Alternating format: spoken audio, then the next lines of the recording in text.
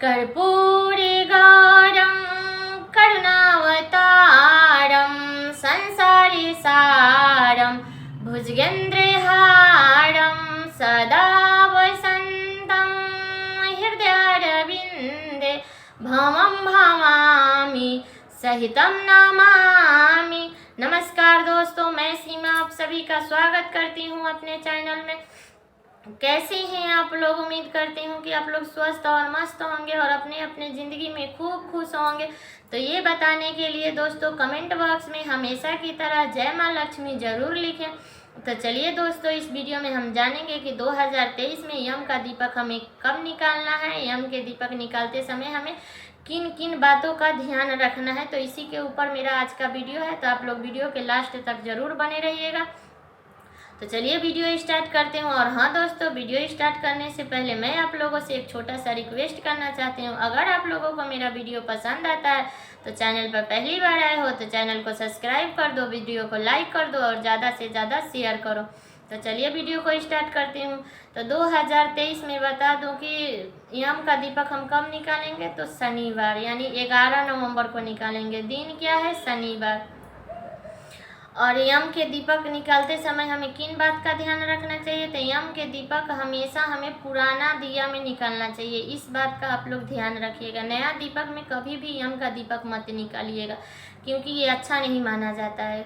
और यम के दीपक में हमें कौन कौन से चीज़ डालना चाहिए, तो गांव में तो लोग शतांजा डालते हैं, हमारे यहाँ लोग शतांजा डालते हैं। 7 प्रकार का अनाज डालते हैं, जैसे गेहूँ, धान, मकई, चना, मूंग, अरहर, सरसों। इसी प्रकार से 7 प्रकार का अनाज डालते हैं। और शहर में जो है कितने लोग तिल भी डालते हैं। जिसके घर का जो नियम है वो अपने घर का पहले नियम देख लेगा, फिर अपना कार्य करेगा, जिसके घर का जैसा नियम हो। और शहर में है उसके पास तो 7 प्रकार का अनाज नहीं होगा, तो वो क्या डालेगा, तो देखिए आपके पास में अगर थोड़ा सा सरसों है तो वही डाल दीजिएगा, क्योंकि बिना अनाज को ऐसा माना जाता है कि हमें यम का दीपक नहीं निकालना चाहिए। तो आप इस बात का ध्यान रखिएगा। और हाँ, यम के दीपक हमें कब निकालना चाहिए, तो निषेध रात में, यानी कि हमारे फैमिली मेम्बर जितने भी बाहर गए हैं सारे लोग घर के अंदर आ जाएं, सारे लोग खाना खा लें, निश्चिंत हो जाए, फिर हमें यम का दीपक निकालना चाहिए। क्योंकि यम के दीपक निकाल देने के बाद हमें दोबारा दरवाज़ा नहीं खोलना चाहिए, क्योंकि ये शुभ नहीं माना जाता है। तो इस बात का आप लोग ध्यान रखिएगा कि फैमिली में हर कोई खाना खा लिया हो और हर लोग घर के अंदर आ गया हो, फिर हमें यम का दीपक निकालना चाहिए। तो चलिए बता दूं कि यम के दीपक हम क्यों निकालते हैं। तो यम के दीपक हम इसलिए निकालते हैं ताकि हमारे घर में अकाल मृत्यु ना हो। इस पर मैं एक कथा कहूँगी, आगे आप लोग पूरा वीडियो देखिएगा। तो अकाल मृत्यु से बचने के लिए हमें यम का दीपक निकालना चाहिए। तो यम के दीपक निकाल करके हमें कहाँ रखना चाहिए, तो यम के दीपक अगर आपके घर के आसपास में कहीं जगह है तो आप बाहर रख दीजिए। अगर जगह नहीं है तो क्या करेंगे मजबूरी में, कितना लोग कहेगा कि हम तो शहर में रहते हैं तो हमारे रूम के पास में तो जगह ही नहीं है, तो हम कहाँ रखेंगे।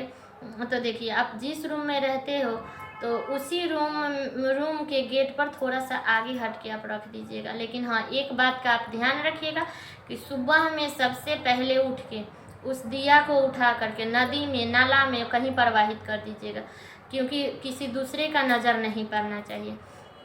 और यम के दीपक में से कोई भी चीज़, जैसे दिया हो गया, बाती हो गया, तेल हो गया, उसमें से कुछ भी बचा हो तो आप चाहो कि घर के अंदर लेकर के आ जाए तो मत लाइएगा, क्योंकि ये शुभ नहीं माना जाता है। वो जैसे जो भी कुछ उसमें बचा है उसको वैसा ही उठाइए और नदी नाला में कहीं प्रवाहित कर दीजिएगा। तो चलिए इस बात का आप लोग ध्यान रखिएगा। और हाँ, जब यम का दीपक निकाल लीजिएगा तो आप यम के दीपक का मुख आप किस दिशा में रखेंगे, तो देखिए यम के दीपक जब भी निकालिएगा तो यम के दीपक का बाती का मुंह हमेशा दक्षिण दिशा में होना चाहिए, क्योंकि हमारे पूर्वज और यमराज का हमेशा वास दक्षिण दिशा में ही होता है। तो हमेशा आप दक्षिण दिशा की ओर ही यम का दीपक रखिए। जिस प्रकार उसका बाती हो तो वो हमेशा दक्षिण दिशा में रखना चाहिए। और जब भी आप यम का दीपक निकाल दें तो उसको प्रणाम कर ले और बोले कि हे यम देवता, मेरे घर में हमेशा अकाल मृत्यु से बचाए रखिएगा, कभी किसी के ऊपर कोई संकट ना आए। तो अपना कृपा बनाए रखिएगा कि कभी हमारे घर में किसी का अकाल मृत्यु ना हो। तो यही प्रार्थना कर लीजिएगा और अंदर चलाइएगा। फिर पीछे घूम के मत देखिएगा दीपक को, क्योंकि ये शुभ नहीं माना जाता है। अब आपको बता देती हूँ कि हम लोग यम का दीपक क्यों निकालते हैं। तो एक राजा थे जिनका एक पुत्र हुआ, बहुत दिनों के बाद एक पुत्र हुआ। तो जब पुत्र हुआ राजा बहुत खुश हुए।